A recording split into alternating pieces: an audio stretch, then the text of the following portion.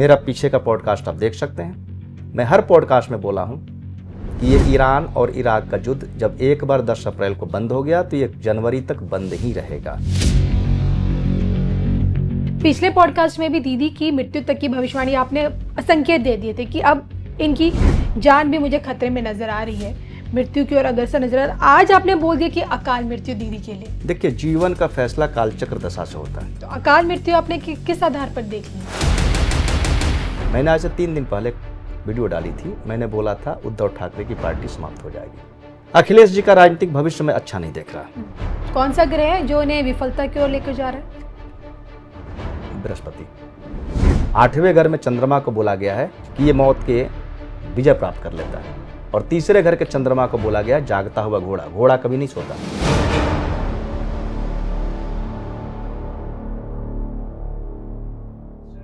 नमस्कार, धर्म ज्ञान के दर्शकों का स्वागत है। कविता राणा और मेरे साथ मौजूद हैं अकार्तीय भविष्यवाणी करने वाले संजीव आनंद, जिन्हें हम और आप संत जी के नाम से जानते हैं। सर, धर्म ज्ञान आपका स्वागत करता है। जय श्री राम, हर हर महादेव, राधे राधे। फाइनली सोचिए, अमेरिका, ईरान, इजराइल के बीच जो जंग छिड़ी हुई थी ना, वो खत्म हो चुकी है, क्योंकि फ्रांस के वर्साई में अमेरिका के राष्ट्रपति और ईरान की तरफ से भी ना सिर्फ शांति समझौता हो गया बल्कि युद्ध विराम भी पूर्णतः हो चुका है। लेकिन देखिए, मिडिल ईस्ट के ऊपर जो तनाव के बादल थे वो तो छट चुके हैं, लेकिन अभी भी यूक्रेन और आपका रशिया, उनके बीच की जो जंग है अभी भी छिड़ी हुई है। लेकिन जो कि अमेरिका और ईरान वाली लड़ाई खत्म हो चुकी है, और इसी लड़ाई के खत्म होने के साथ साथ संत जी की भविष्यवाणी भी सत्यता की कसौटी पर खरी उतरी है। आपको याद होगा, संत जी ने इस बात की भविष्यवाणी कर दी थी कि आप देखेंगे कि युद्ध खत्म होगा और 2 जून के बाद तो जैसे ही गुरु उच्च के होंगे, युद्ध पूरी तरह से समाप्त हो जाएगा। और जून के महीने में सोचिए, आज की डेट में युद्ध की क्या स्थिति है आपके सामने है, और अगले साल जनवरी के बाद जाके युद्ध के बादल मंडरा सकते हैं।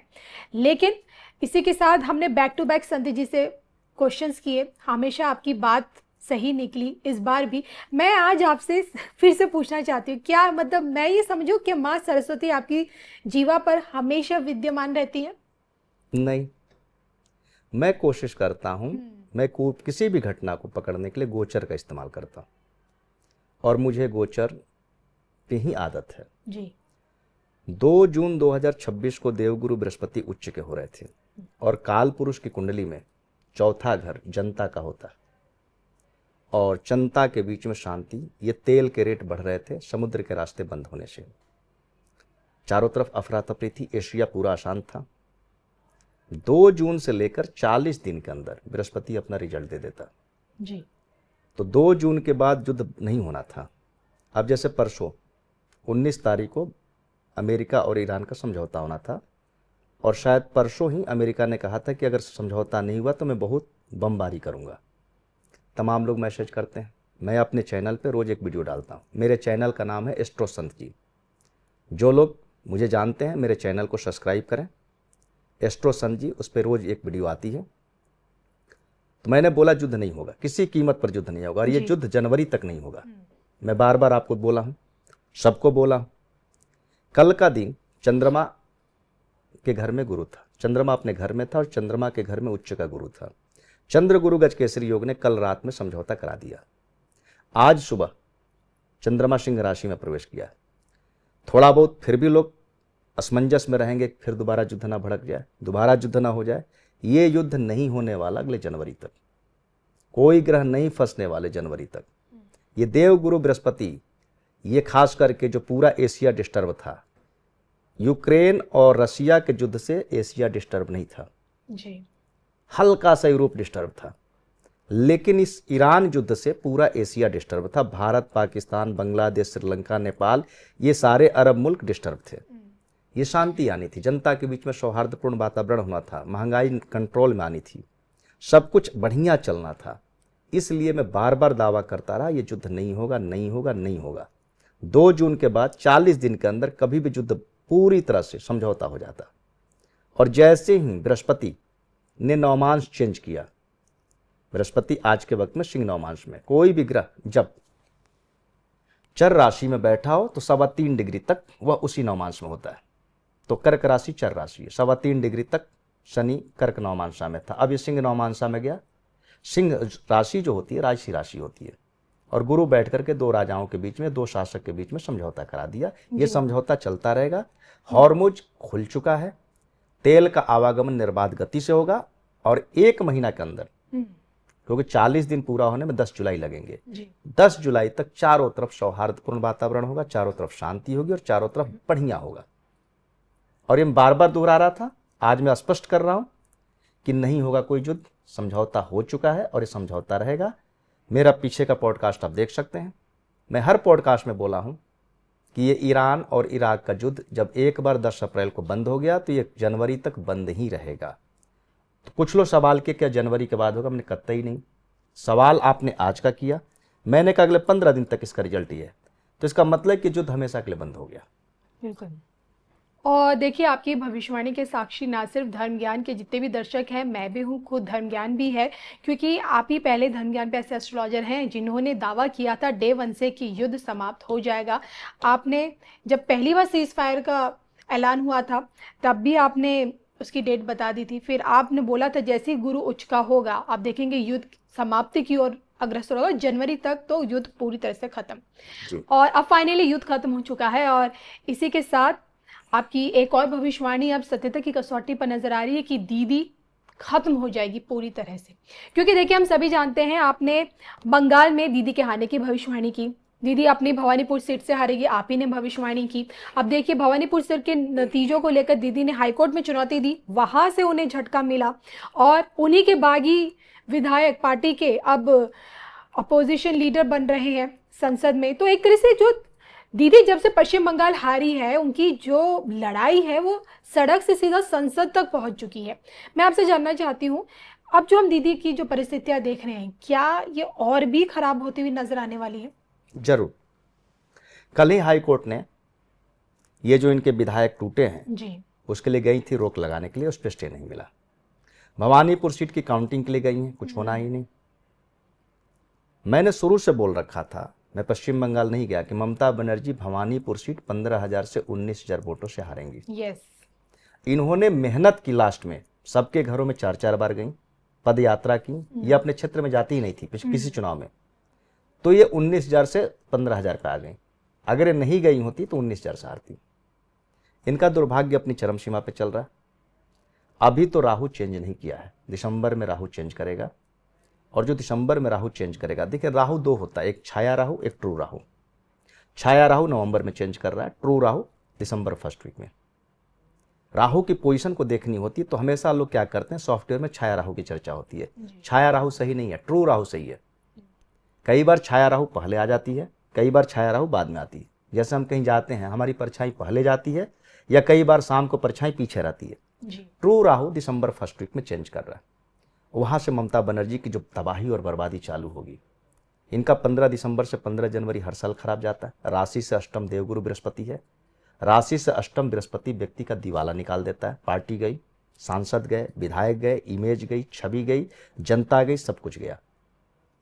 मुझे जो इनकी कुंडली को मैं बड़ा शोध पे रखा हूं, मुझे इनको कोई जेल तो सामान्य सी बात है, जेल जाएंगी, थोड़ी बहुत सिंपैथी मिलेगी, हो सकता है नवंबर दिसंबर तक आप वापस बोल भी मिले। चुके हैं शनि के वक्री काल में जा सकते, जुलाई लास्ट में कभी भी जेल सकते। मुझे इनको कोई बड़ी बीमारी दिख रही है, अकाल मृत्यु, ये मैं कुंडली के आधार पे बोल रहा हूँ। और जब इनकी राशि के ऊपर जब राहु जाएगा, इनकी राशि के ऊपर राहु जाएगा मई 2028, बड़ा खतरनाक समय होगा। उस समय शनि भी नीच का होगा। ये दोनों मिला करके इनके जीवन के बारे में कुछ अच्छा संकेत नहीं कर रहे हैं। कोई तत्कालिक घटना, मृत्यु, हार्ट अटैक, कोई बीमारी, लाइलाज बीमारी के संकेत बनते हैं। तो ममता बनर्जी का तो दुर्भाग्य अपनी चरम सीमा को छू चुका है, और ये आगे बढ़ते रहेगा, कम नहीं होगा, खत्म नहीं होगा। देखिए, दीदी को लेकर आपकी एक एक भविष्यवाणी सत्यता की कसौटी पर मुझे भी दिखी है, दर्शकों को भी दिखी है। और सबसे बड़ी बात है, आप पिछले पॉडकास्ट में भी दीदी की मृत्यु तक की भविष्यवाणी आपने संकेत दे दिए थे कि अब इनकी जान भी मुझे खतरे में नजर आ रही है, मृत्यु की ओर अग्रसर नजर आ रहा है। आज आपने बोल दिया कि अकाल मृत्यु दीदी के लिए। देखिए, जीवन का फैसला कालचक्र दशा से होता है। तो अकाल मृत्यु आपने किस आधार पर देख ली? मतलब सब कुछ ठीक था।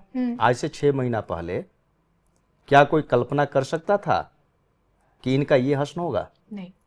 मैं जब इनकी कालचक्र दशा की गणना कर रहा था, क्योंकि जब मैं किसी कुंडली पे 1-2 बार रिजल्ट देता हूं तो कुंडली कंट्रोल में आ जाती है। जी। कालचक्र दशा में 2029 के बाद जीवन समाप्त दिख रहा है, तो मैंने उस घटनाओं को मार्केज के रूप में निकालने की कोशिश की, और मैं घटनाएं गोचर से निकालता हूं।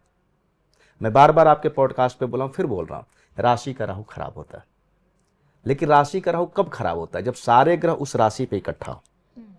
अब धनु राशि पे सारे ग्रह इकट्ठा होंगे 15 दिसंबर से 15 जनवरी। सूरज भी होगा, बुध भी होगा, शुक्र भी होगा, मंगल भी होगा, राहु भी होगा।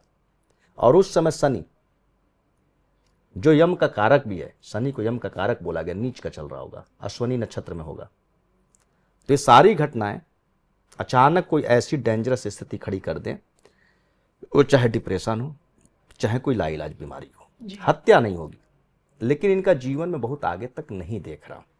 लेकिन संती जी, मैं आपसे जानना चाहती हूँ कि किन परिस्थितियों में कुंडली में अकाल मृत्यु देखी जा सकती है? हाँ, सब कुछ देखी जा सकती है, सब कुछ दिखता है कुंडली में।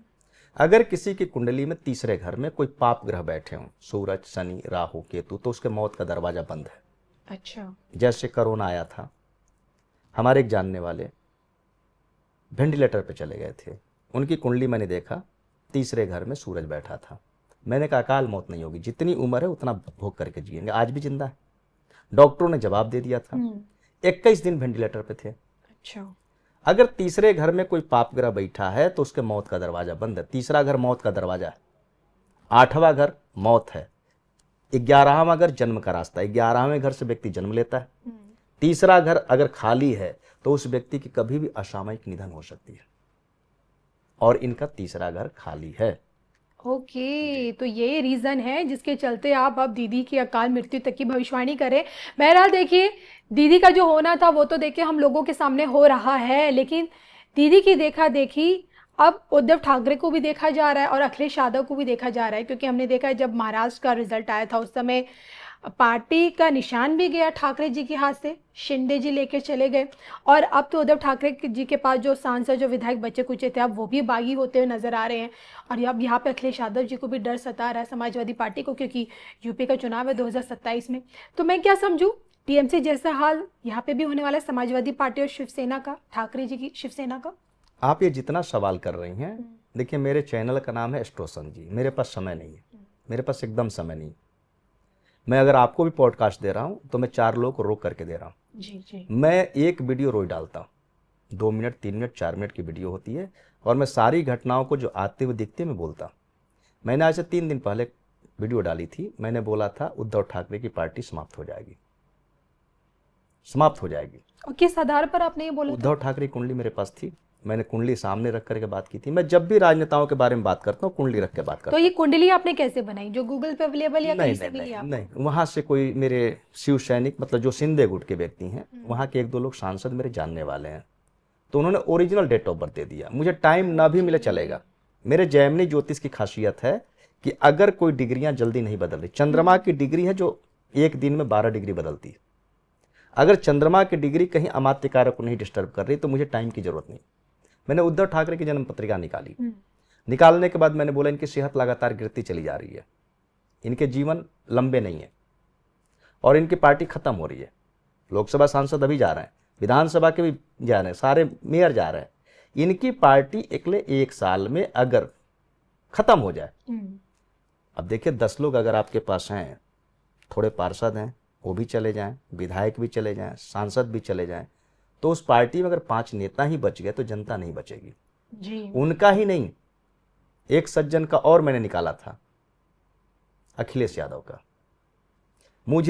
मैं आजकल फोकस कर रहा हूं कि डेट ऑफ बर्थ ओरिजिनल मिल जाए। मैंने पिछली बार बोला कि हमको एक सज्जन ने अखिलेश यादव का और योगी आदित्यनाथ जी का दोनों का डेट ऑफ बर्थ ओरिजिनल दे दिया। टाइम 10 मिनट आगे पीछे, 2 घंटा आगे पीछे चलेगा जी। अखिलेश यादव जी के लिए समय खराब चालू हो गया, और कारण इसके पीछे 3 हैं। उनके अंदर जो उदंडता है, अहंकार है, आप उनकी बॉडी लैंग्वेज देखेंगे, हर के प्रति एक हिकारत वाली भाषा होती है, चाहे अफसर हो, चाहे मंत्री हो, चाहे मुख्यमंत्री हो, चाहे तो उनकी पार्टी के लोग उनसे त्रस्त हैं। विद्रोह होगा जब आप हिटलरवादी शासन करेंगे या आप लोगों को आदमी नहीं समझेंगे। हर नेता अपने आप में इंपॉर्टेंट होता है, मुलायम सिंह जी की खासियत थी, मैं भी मिला हूँ 4-5 बार, सबको बाइनाम याद रखते थे और जिस क्षेत्र में जाते थे हर क्षेत्र में उनके 100-150 लोग होते थे जिनके घर बैठ के खाना खाते थे, तो लोग उनसे प्रेम से जुड़े रहते थे। बीजेपी के भी वर्कर उनको वोट देते थे क्योंकि उनके अंदर सहज व्यक्तित्व था, सरल व्यक्तित्व था, सबके घर जाना, मिलना, नाम से याद रखना, टेलीफोन करना। मैं समाजवादी पार्टी में यूपी से नहीं हूं, लेकिन मेरे मुलायम जी से कई बार मुलाकात हुई। उनका व्यक्तित्व विशाल था, उस व्यक्तित्व के आगे नेता कभी आज तक सपा नहीं टूटी। बसपा 4 बार टूटी, सारी पार्टियां टूटी, आज तक सपा नहीं टूटी। लेकिन अखिलेश का जो उदंड रवैया है, उन्होंने आजकल फैशन करना चालू किया, बाल बढ़ाना चालू किया, तरीके अच्छे नहीं, चेहरे पे सौम्यता नहीं है। आपको शिष्ट और सौम्य होना चाहिए। उनके उदंडात्मक रवैये के कारण उनके विधायक और उनके सांसद उनसे नाराज चल रहे हैं और ये घर की खेती समझ लिए हैं और खास करके उनकी पार्टी के जो बड़े वरिष्ठ नेता हैं वही पार्टी तोड़ रहे हैं। शिवसेना के बाद एक और पार्टी आती है, समाजवादी पार्टी टूटेगी चुनाव से पहले, चुनाव के बाद? 100%। अभी लोकसभा देखिए, चुनाव के बाद तो हर पार्टी टूट जाती है, चुनाव से पहले लोकसभा सारा अभी चाहती है। टूटेगी। अच्छा, लोकसभा अभी टूटेगी, अभी लोकसभा टूटेगी, विधानसभा नहीं टूटेगी। विधानसभा के जो विधायक हैं वो चुनाव के बाद अपने आप कम हो जाएंगे। ओके, बहुतों के टिकट काटने वाले हैं ये। कहीं ऐसा ना हो, मैं अभी कोई भविष्यवाणी नहीं दे रहा कि 2017 रिपीट हो जाए। मैंने जब ममता बनर्जी के बारे में बोला कि कहीं ऐसा ना हो कि उलट करके 2021 रिपीट हो जाए कि ममता की जगह बीजेपी 215 आ जाए और ममता 77 चली जाए, करीब करीब दोनों पास ही आ गए। जी। ममता 80 के पास है आई और बीजेपी 208 के पास आई, क्योंकि बीजेपी 220 पे लड़के 208 ही तो जीती है। अखिलेश जी की तो कुंडली आप देख चुके हैं ना? अखिलेश जी का राजनीतिक भविष्य में अच्छा नहीं देख रहा। कौन सा ग्रह है जो उन्हें विफलता की ओर लेकर जा रहा है? बृहस्पति। गुरु? बृहस्पति, हाँ, इनको विफलता आप शनि का नाम लेते हो तो मैं समझ भी पाती हूँ, गुरु अपने नाम ले कई जो शुभ बार- ग्रहों में गिने जाते हैं। कई बार बृहस्पति जो होता है स्वीट पॉइजन होता है। ओके, आप इस बात को याद रखिएगा। अब जिसके 10वें घर में बृहस्पति बैठा हो, उसके पिता चाहे जितने बड़े व्यक्ति हों, उसके लिए बेकार है। पढ़ाई में पैसा दे सकते हैं, पढ़ना खुद है, खुद नौकरी ढूंढो, खुद कैरियर करो, खुद अपना सब कुछ करो, पिता आपके किसी काम में नहीं आते। अभी पिछले पॉडकास्ट में मैंने बोला था कि मंगल 8वें घर में हो तो छोटा भाई नहीं होता जी। और लोग मेरी पॉडकास्ट को बड़ा ध्यान से सुनते हैं। लोग सोचते हैं कि आलोचना करने का कोई मौका मिले। जी। मेरे पास जितने भी लोगों के फोन आए, 4-5 लोगों ने विशेष रूप से फोन किया, उनका 8वें घर में मंगल था, सिर्फ इसलिए कि हाँ मेरा 8वें घर में मंगल है, मेरा छोटा भाई है, मेरा दुश्मन है। मैंने 2 शब्द बोले थे, या तो छोटा भाई नहीं होगा तो दुश्मन होगा। उसी तरह से बृहस्पति जिसका 10वें घर में बैठा हो, चाहे उच्च का हो, स्वगृही हो या वो पंच महापुरुष योग भी बना के बैठा, उसका पिता उसके लिए बेकार साबित होगा जी, किसी काम का नहीं होगा। चलिए, अब बात ग्रहों की आई है तो आइए इसे थोड़ा विस्तार से जान लेते हैं और शुरुआत करती हूँ ग्रहों के जो राजकुमार है बुध। देखिए संत जी, मैं इतने सारे एस्ट्रोलॉजर्स के पॉडकास्ट लेती हूँ, इंटरव्यूज लेती हूँ, जितना मैंने इतने सालों में समझा है धर्म ज्ञान पे, तो बुध को कहा जाता है बुद्धि से, आपके विवेक से, आपके पैसे से, आपके काम से, आपके करियर से जोड़ा जाता है। कहते हैं कि हमारी डे टू डे लाइफ में हमारे करियर में बुध की बड़ी अच्छी भूमिका मानी गई है। यही आपसे जानना चाहती हूँ कि अगर यही बुध खराब हो जाता है तो किस तरह के परिणाम हमें अपने जीवन में देखने को मिलते हैं? ये बुध खराब है, हमें कैसे मालूम चलेगा? बहुत आसान रूल है, नाड़ी ज्योतिष की यही खासियत है। मैं अभी ज्योतिष की क्लास चालू किया हूँ 16 तारीख से। अच्छा, क्लासेस चल रही हैं, उसके बारे में 1 मिनट बोल दूं। बिल्कुल। भारतीय विद्या भवन है ज्योतिष की संस्था। 4 वहाँ के भारतीय विद्या भवन के पढ़े हुए विद्यार्थी मेरे से क्लास ले रहे हैं। 2 वहाँ पढ़ाने वाले टीचरों ने मुझसे संपर्क किया कि मुझे जैमिनी और नाड़ी आपसे सीखनी है और गोचर मुझे सीखना है, क्योंकि मैं गोचर का बेताज बादशाह हूँ। मैं जीवन की सारी घटनाएं गोचर से बता सकता हूँ। मैंने युद्ध पे, ममता पे, जो भी आज तक प्रोडिक्शन मैंने दी अपने जीवन में, जो भी, वो सब गोचर पे दिए। जिन लोगों को मेरी ज्योतिष की क्लास ज्वाइन करनी है, मेरा चैनल एस्ट्रो संजी, वहाँ जा करके 9868331403 पे बात करके अपॉइंटमेंट लें और ज्योतिष की क्लास चालू करें। बुध को देखना है। बुध क्या है? दांत है, जबान है। जिसका बुध खराब होगा उसकी दांत खराब रहेंगे, जबान खराब रहेगी। और बुध 3 ही जगह सबसे खराब होता है, 3रे घर में, 8वें घर में और 11वें और 12वें। जिसका बुध खराब है 34 साल की उम्र तक उसकी बुआ और बेटी बहन की स्थिति खराब रहेगी। कई बार इंसान की शादी 34 में हुई, 34 के बाद ही बेटी होती है। उसकी बुआ और उसकी बहन दोनों की स्थिति 34 साल तक खराब रहेगी, चाहे जितना बड़ा पैसे वाला व्यक्ति हो, जितना बड़ा। मेरे एक जानने वाले के 11वें घर में बुध हैं, बहुत बड़े व्यक्ति हैं। उनके बेटे की बात बता रहा, उनकी बड़ी बहन का डिवोर्स हो गया उनके 34 साल की उम्र से पहले। मेरे पास रोज लोग आते हैं। अगर किसी का बुध 12वें घर में बैठा, उसका खर्चा बेहिसाब होगा, उसकी बहन बुआ बेटी तीनों की स्थिति खराब रहेगी। इसके लिए सबसे बढ़िया उपाय है कि लड़कियों को नाक छिदवा करके उसमें 4 दिन चांदी पहनना चाहिए। नाक है बुध, केतु है कान जी। केतु को ठीक करना है, कान छिदवा कर सोना पहनो। बुध को ठीक रखना है, बुध है दिमाग, बुध है आपकी दांत, बुध है आपकी भाषा, बुध है आपकी वाणी। इसको बोलते हैं दुर्बा की नोक। दुर्बा की नोक तलवार की धार से नुकीली होती है, इसीलिए पहले लड़कियों की नाक छिदवा देते थे, बुध ठीक रहे। कान छिदवा देते थे, केतु ठीक रहे ताकि बच्चे हों। आपको एक बड़ी राज की बात बताऊं, जिसको पहले लड़कियों की शादी में चारपाई दी जाती थी, अच्छा। पलंग, बेड। जी जी। गरीब से गरीब आदमी पे अपनी बेटी को चारपाई देता था। लाल रंग का देना चाहिए। तो आज भी दिया जाता है? बहुत कम लोग दे रहे हैं, मॉडर्न हो गया, बेड हो गए हैं। अब लोग नहीं दे रहे हैं। बहुत से लोग कहते हैं कोई बात नहीं। पलंग का दान तो होता है गुरुजी, मेरी अभी भी शादी होता- में भी हुआ था। अभी हो, दिल्ली में बहुत कम जगह मैं देख रहा हूँ। लोग क्या करते हैं, होटलों में शादी करते हैं, कुछ नहीं होता, सारा शिफ्टिंग पहले से हो जाती है। शायद अब चेंज आ गया होगा। लड़कियों को बेड जरूर देना चाहिए और लाल रंग का देना चाहिए। क्यों लाल क्यों बोला आपने इसमें रंग? 12वां घर शयन कक्ष है, 12वां घर शयन कक्ष है। जी। और जिन बच्चियों को जल्दी संतान नहीं होती, वो अगर अपने मायके से उनको बेड मिले और उस बेड पर वो शयन करती हैं तो उनको संतान जल्दी होती है। Okay okay. लाल रंग मंगल का कारक है और लेडीज के लिए मंगल पति है नाड़ी ज्योतिष में। एक सज्जन ने हरे रंग का बेड दिया अपनी बेटी को। जब तक वो हरे रंग का बेड इस्तेमाल किया तब तक उनको लड़कियां होती रही। जब उन्होंने बेड चेंज किया किसी कारणवश तो उनको बेटे होने लगे। ये सब बारीक ज्योतिष के सिद्धांत हैं।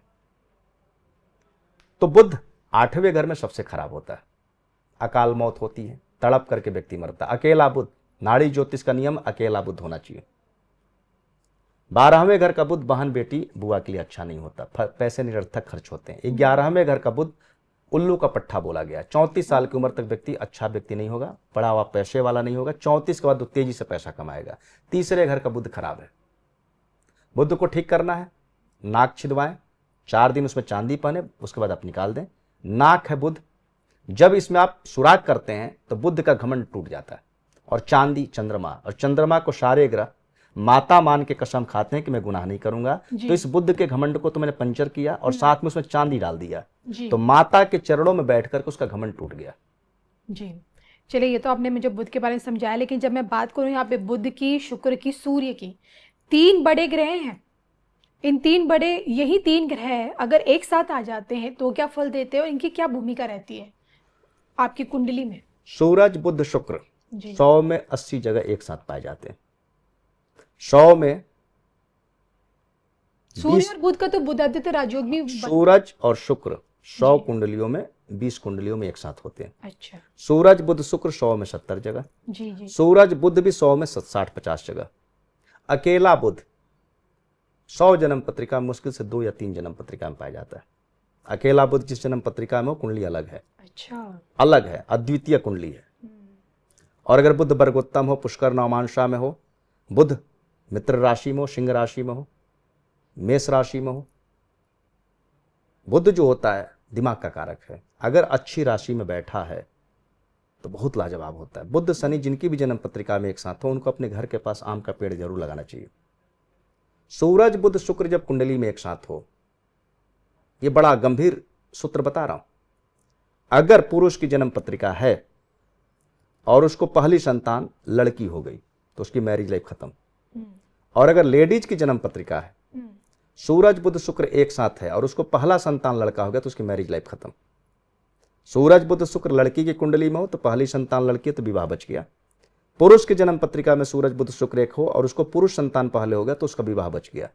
नहीं तो अगर अपोजिट संतान हो गई, लड़की को लड़का हो गया और लड़के को लड़की हो गई जी, तो मैरिज लाइफ का डिस्टर्ब करता है। इसका बड़ा उपाय है बढ़िया, शादी के समय इसका उपाय करना चाहिए।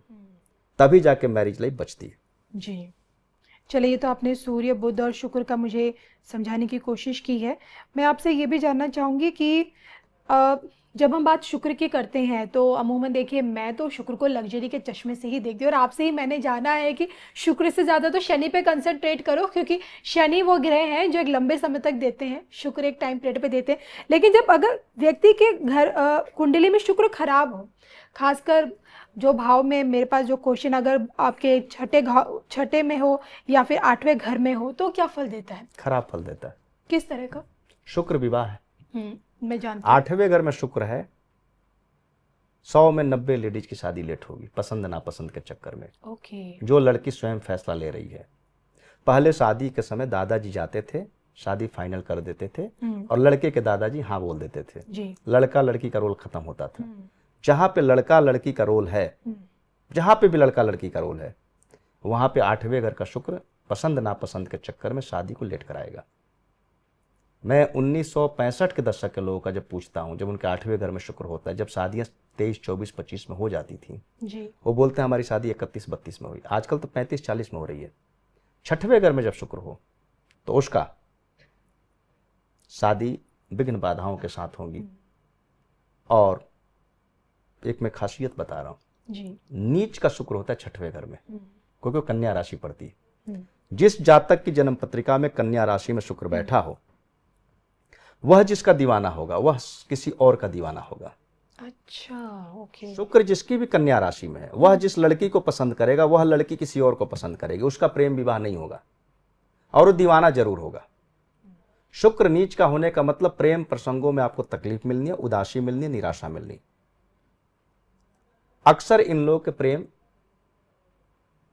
सौभाग्य तक नहीं पहुंचते। उसी तरह कर्क राशि का शुक्र वैवाहिक जीवन में उदासी देता है। शुक्र का रोल बहुत बड़ा है, बहुत ही बड़ा है।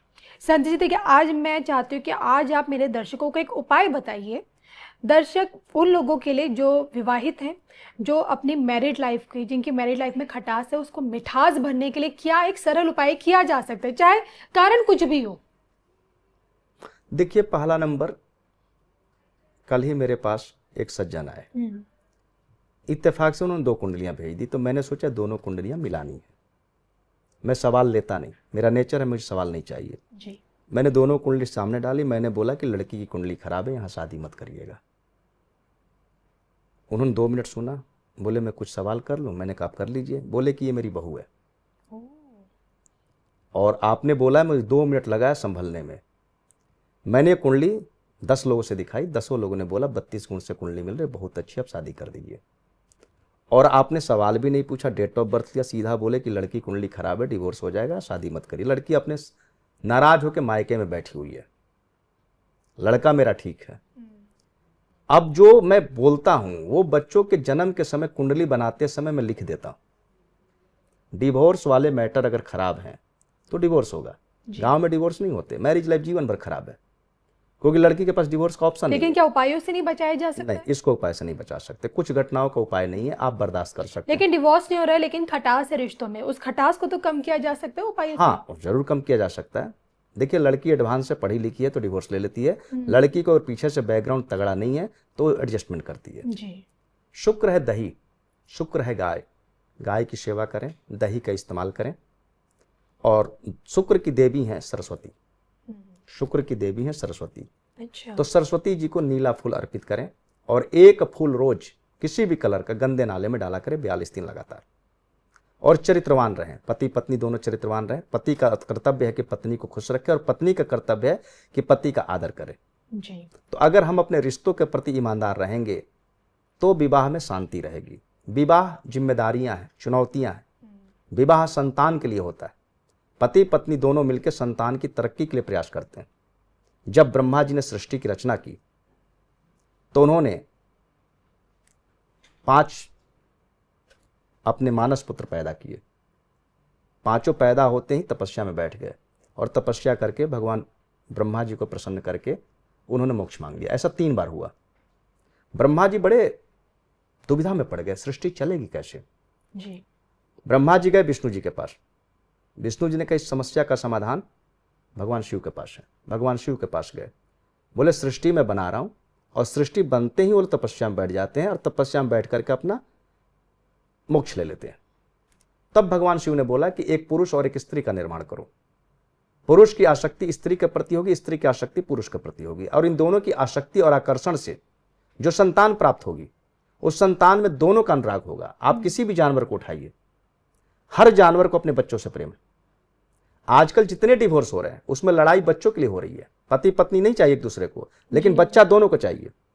बच्चे से नफरत आज भी नहीं है, कलयुग होने के बाद। जी। जानवर के बच्चे भी, जानवर भी अपने बच्चों से प्रेम करते हैं। तो उन्होंने कहा विवाह को चलाने के लिए ये पुरुष और स्त्री के आकर्षण से जो संतान पैदा होगी, संतान ही इनके विवाह और जीवन को चलाने का उद्देश्य होगी, जिससे मोक्ष की तरफ नहीं भागेंगे। तो इसीलिए भगवान शिव ने अर्धनारीश्वर की कल्पना की थी कि एक पुरुष के अंदर आधी नारी का विस्तार होता है और नारी के अंदर आधा पुरुष का विस्तार होता है। इसीलिए स्त्री के दाहिने अंग को पुरुष बोला गया है और पुरुष के बाएं अंग को स्त्री बोला गया है।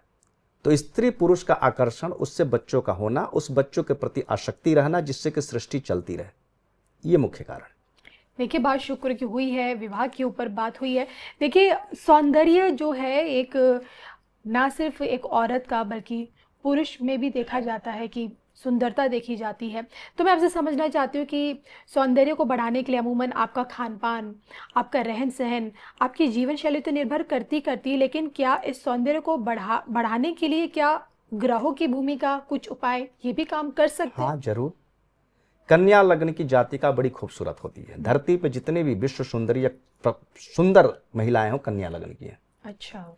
और अगर किसी के कन्या राशि में शुक्र बैठा हो, मैंने शुरू में बोला कन्या राशि में जिसका शुक्र बैठा हो किसी और का दीवाना होगा, मतलब वो किसी जिसका दीवाना होगा दीवाना किसी और की होगी। क्योंकि खूबसूरती प्रेम जो है खूबसूरती से होती है, बदसूरत से कोई प्रेम नहीं करता। आप दुनिया में एक भी व्यक्ति ढूंढ के लाए जो बदसूरत व्यक्ति से प्रेम करता। अपवाद में 10-20 लाख में एक घटना को अपवाद मानता हूं। कहते हैं कि हीर रांझा में हीर जो है बहुत खूबसूरत नहीं थी। कन्या राशि में शुक्र व्यक्ति अद्वितीय सुंदर होता है और उसके पीछे लोग दीवाने होते हैं। वो किसी और को वर्ण करती है या किसी और की वो दीवानी होती है। कहते हैं कि श्रृंगार करना स्त्रियों का जन्मसिद्ध अधिकार है। सुंदरता, सौम्यता। कन्या राशि में अगर शुक्र बैठा तो जातक सुंदर होगा, जाति का अद्वितीय सुंदर होगी। या कन्या लगन की कुंडली हो तो जाति का सुंदर होगी। अब इसमें एक बड़ा राज की बात बता रहा हूं जी, बहुत बड़ी राज की बात। अक्सर देखते होंगे, या आप लोग देखिएगा, मैं अपने जीवन के अनुभव की बात बता रहा हूं। अब मैं बिना अनुभव के आधार पर पॉडकास्ट में कुछ नहीं बोलता। दुर्गा जी का आप चेहरा देखिएगा बड़ा ध्यान से। दुर्गा जी का चेहरा हल्का गोल होता है, लंबा नहीं होता। जिस पुरुष का चेहरा चौड़ा ज्यादा हो, चौड़ाई ज्यादा हो, लंबाई कम हो, वो पुरुष दुर्भाग्यशाली है। और जिस औरत का चेहरा लंबा ज्यादा हो और चौड़ा कम हो, स्त्री दुर्भाग्यशाली है। मैं स्त्रियों का चेहरा बार बार देखता हूं। आजकल स्त्रियों के चेहरे मर्दों की तरह लंबे हैं।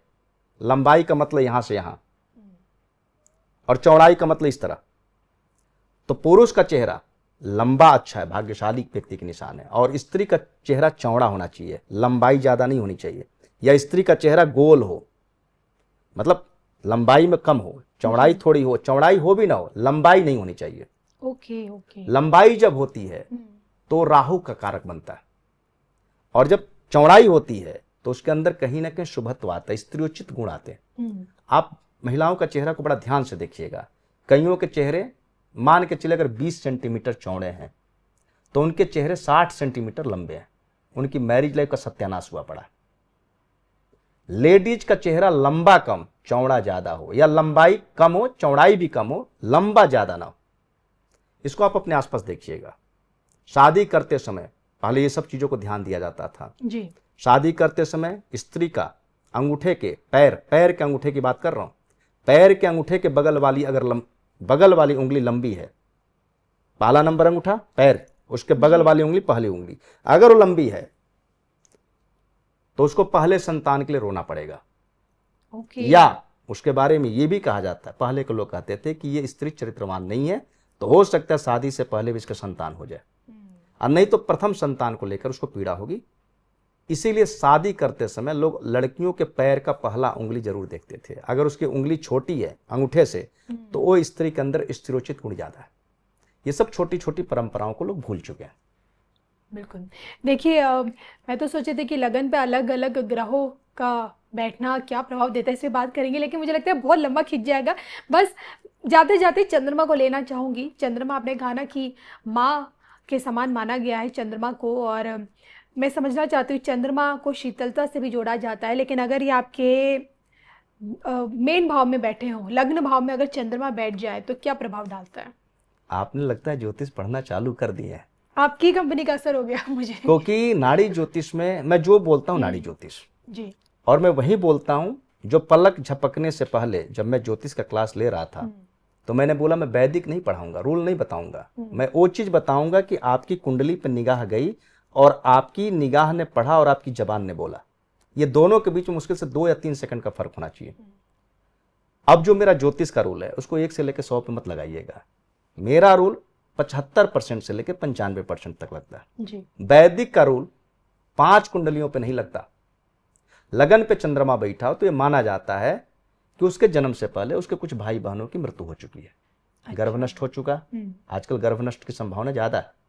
पहले क्या होता था, बच्चा पैदा हुआ मर गया, मरा हुआ बच्चा पैदा हो गया, गर्भ नष्ट हो गया 6, 7, 8 महीने में। मेरे एक जानने वाले हैं, उनके 4 बार मिसकैरेज हुआ और चारों बार मिसकैरेज अलग अलग तरीके से हुआ।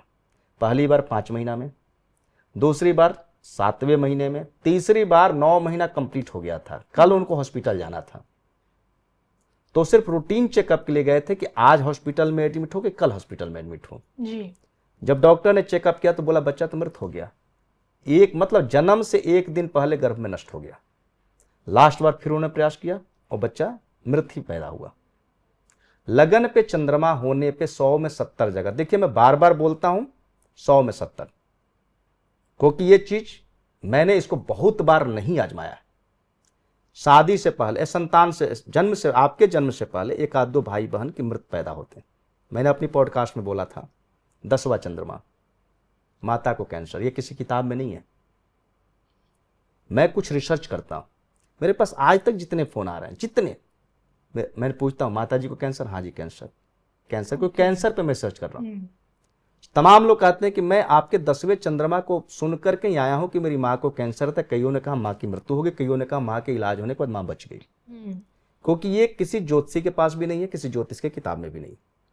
उसी तरह सेकंड चंद्रमा जब होता है तो उसके बड़ी बहन की संभावना नहीं होती, बड़ी बहन की संभावना नहीं होती। इसका मतलब यह 100 में 70 जगह। जी। उसकी जबान मीठी होती है, आंखें सुंदर होती है, वो अपनी जबान से अपनी फांसी की सजा तक को माफ करा लेता है। 8वें घर में जब सूरज चला जाए, देखिए 8वां घर मौत का घर है और सूरज आत्मा है, आत्मा की कभी मौत नहीं होती, याद रखिएगा। 8वें घर में चंद्रमा को बोला गया है कि ये मौत के विजय प्राप्त कर लेता है। और तीसरे घर के चंद्रमा को बोला गया जागता हुआ घोड़ा। घोड़ा कभी नहीं सोता, घोड़ा कभी नहीं सोता, घोड़ा पूरी रात जगता है। आंख हल्का बंद कर लेगा, एक पैर हल्का सा उठा लेगा, वो उठाने में जो रिलैक्स मिला बस फिर रख देगा। घोड़ा कभी बैठता नहीं है, मैंने अपने जीवन में घोड़ा को बैठते नहीं देखा। घोड़ा कभी नहीं बैठता, घोड़ा कभी नहीं सोता। तीसरे घर का चंद्रमा जागता हुआ घोड़ा मौत के रास्ते का प्रहरी बन के मौत के रास्ते को बंद करता है। जी। घोड़े की क्यों खासियत कही गई है? घोड़ा और बैल, एक छोटा सा हल्का सा चर्चा कर दूं। बैल खेत जोतता है और चने की फसल उगाता है जी।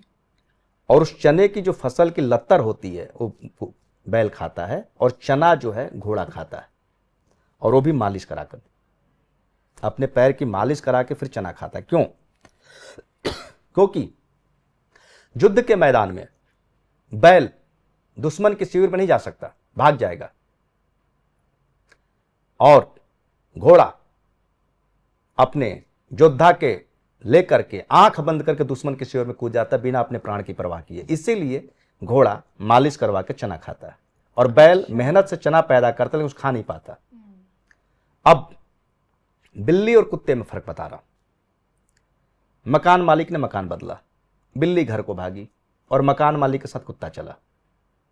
बिल्ली को प्रेम है मकान से, कुत्ते को प्रेम है मकान मालिक से। मकान मालिक जहां जाएगा कुत्ता वहां जाएगा। बिल्ली को मकान मालिक से प्रेम नहीं है, बिल्ली को प्रेम है मकान से। कुछ ज्योतिष के अकाट्य सूत्र हैं जिसको समझाना जरूरी है। अब 8वें घर में जिसका सूरज बैठा हो अकेला, नाड़ी ज्योतिष का नियम अकेला।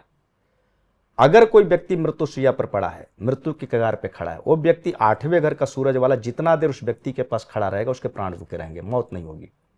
ओके। और इसका एक छोटा सा प्रसंग सुनाता हूं।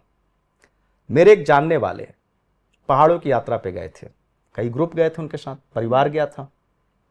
पहाड़ों पे चढ़ाई लंबी, केदारनाथ की बात है, तो उनको ऑक्सीजन लेने में दिक्कत होने लगी, ब्लड वोमिटिंग होने लगा। तो ये लोग कहीं किनारे पे बैठ गए और बोले कि डॉक्टर देखते हैं कहीं आसपास मिले तो फिर इलाज कराएं। किसी ने ऑक्सीजन का सिलेंडर डाल दिया, लोग ऑक्सीजन का सिलेंडर लेके चढ़ते हैं अमरनाथ की जो यात्रा होती है जी। तो उनको पता था कि ये व्यक्ति बचेगा नहीं, ब्लड की वोमिटिंग आ रही है। तो उनको पता था, मैंने बता रखा था कि आप 8वें घर में सो रही है और आपके जिस समय कोई व्यक्ति मर रहा होगा, जितना देर आप बैठे रहेंगे उसके प्राण नहीं निकलेंगे। वो वहां 6 घंटा बैठे रहे। डॉक्टर आया, उनकी पत्नी ने बोला भाई साहब आप इतने देर से बैठे हैं, थोड़ा आप रेस्ट कर लीजिए। डॉक्टर आ गए, हम लोग देखते हैं। वो थक गए थे, वो भी कहीं किनारे आराम करने लगे। आधे घंटे बाद सूचना आई कि वो मर गए। जितने देर वो बैठे रहे उनका प्राण अटका रहा और जब वो हटे तो उसके बाद उनकी मृत्यु हो गई। तो 8वें घर के सूरज वाले के सामने कोई व्यक्ति अगर मर रहा है, जैसे कोई आईसीयू में है, बचने की संभावना खत्म हो चुकी है, 8वें घर का सूरज वाला जब तक उसके सामने खड़ा रहेगा तब तक उसके प्राण रुके रहेंगे। ये सब नाड़ी ज्योतिष का अद्भुत सूत्र है। मैं और तमाम चीज देते रहूंगा। आप लोग मेरे चैनल पे भी जुड़े, एस्ट्रो संत जी मेरे चैनल का नाम है। जी बिल्कुल, तो याद जरूर रखिएगा एस्ट्रो संत जी, जहां आपको संत जी के लिए संत जी द्वारा बनाया गया एक वीडियो रोज का मिलेगा सुनने को। और आज का ये इंटरव्यू संत जी के साथ जो हमारी चर्चा हुई राजनीतिक विषयों पर और ज्योतिष के गूढ़ रहस्यों पर, इस पर आप क्या सोचते हैं, कैसा लगा और आप लोगों के लिए कितना उपयोगी साबित होता भी है ये चीज़ें, ये भी कमेंट करके बताएगा ज़रूर। और मुझे और संत जी को दोनों को अनुमति दीजिए। नमस्कार। जय श्री राम, हर हर महादेव, राधे राधे। जो भी मेरे चैनल से जुड़ते हैं वहां से भी जाके अपॉइंटमेंट ले सकते हैं जिनको अपनी कुंडली दिखानी। राधे राधे। राधे राधे, राधे राधे।